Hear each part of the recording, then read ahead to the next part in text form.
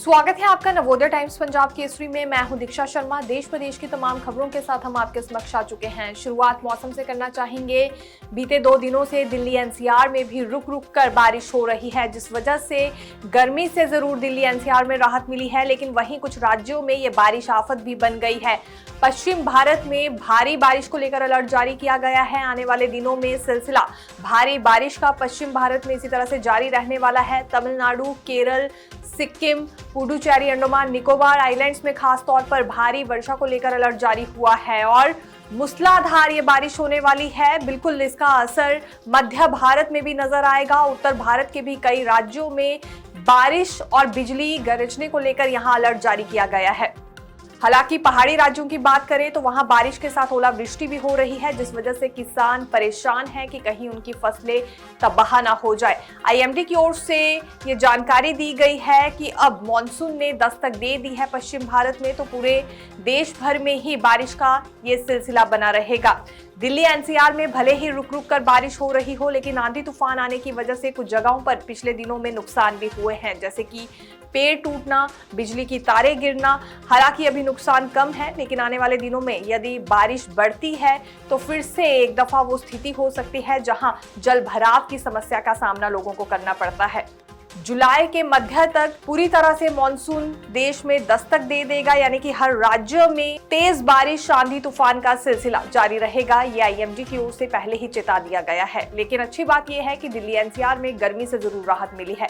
पहाड़ी राज्यों में यदि ओलावृष्टि का सिलसिला बरकरार रहता है तो ऐसे में किसान अपनी फसल को लेकर और ज्यादा चिंतित हो जाएंगे और ये चिंता का विषय फिर पूरे देश के लिए है।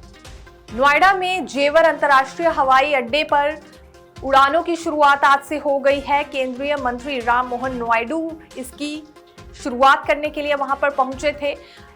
इंडिगो की ओर से पहली उड़ान भरी गई और इसके बाद अब एयर इंडिया की ओर से भी उड़ानें वहां पर शुरू होने वाली है।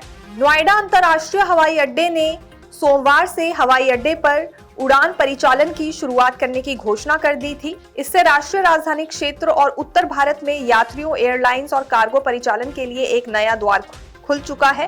प्रधानमंत्री नरेंद्र मोदी द्वारा हवाई अड्डे का उद्घाटन और नागर विमानन सुरक्षा ब्यूरो से एयरड्रोम सुरक्षा कार्यक्रम से मंजूरी की प्राप्ति मिलने के बाद सेवाओं की शुरुआत हो चुकी है।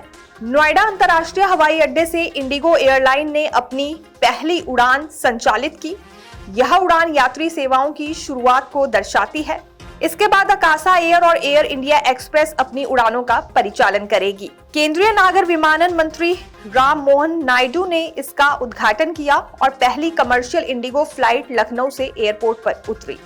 क्या वेस्ट एशिया कॉन्फ्लिक्ट अब खत्म होने जा रहा है? शांति समझौता एक तरह से फाइनल हो चुका है। ये माना जा रहा है कि पश्चिम एशिया में जो लंबे समय से तनाव चल रहा था, जिस वजह से पूरी दुनिया ही समस्याएं झेल रही थी और भारत पर भी खासा इसका असर था, अब शांति समझौते पर सहमति बन गई है ईरान, अमेरिका की ओर से, और अब इजराइल की ओर से भी इस पर जल्दी ही सहमति बन जाएगी, इस तरह के दावे किए जा रहे हैं। पाकिस्तान के प्रधानमंत्री शहबाज शरीफ की ओर से सबसे पहले एक्स पर जानकारी दी गई, जिसमें उन्होंने शांति समझौते का जिक्र किया।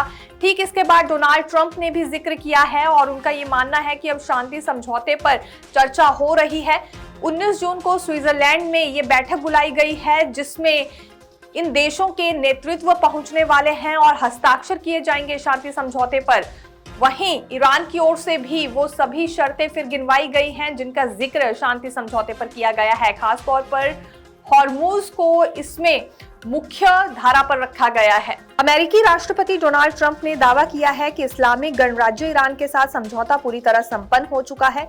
अपने सोशल मीडिया प्लेटफॉर्म पर पोस्ट करते हुए उन्होंने कहा कि अब अमेरिका की ओर से नौसैनिक नाकेबंदी को तुरंत प्रभाव से हटा दिया जाएगा। साथ ही उन्होंने घोषणा की स्ट्रेट ऑफ हॉर्मुज को पूरी तरह से मुक्त कर दिया गया है ताकि वैश्विक जहाजों की आवाजाही बिना किसी बाधा के हो सके। ट्रंप ने अपने संदेश में लिखा, दुनिया के जहाजों अपने इंजन शुरू करो, तेल को बहने दो। हालांकि पोस्ट में यह नहीं बताया गया कि ईरान के साथ हुई डील में क्या क्या शामिल है। ईरान की तरफ से भी इस पर कोई प्रतिक्रिया पोस्ट में नहीं दी गई है, लेकिन शर्तें जरूर यहां ईरान की ओर से गिनवाई जा रही हैं, जिनका जिक्र शांति समझौते पर ईरान की ओर से किया गया है।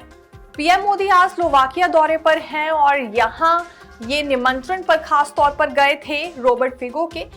ठीक इसके बाद कुछ महत्वपूर्ण चर्चाएं होने वाली है जिस पर पूरी दुनिया की नजर बनी हुई है। इस दौरान पीएम मोदी स्लोवाकियाई समकक्ष रॉबर्ट फिको के निमंत्रण पर स्लोवाकिया की राजकीय यात्रा करेंगे।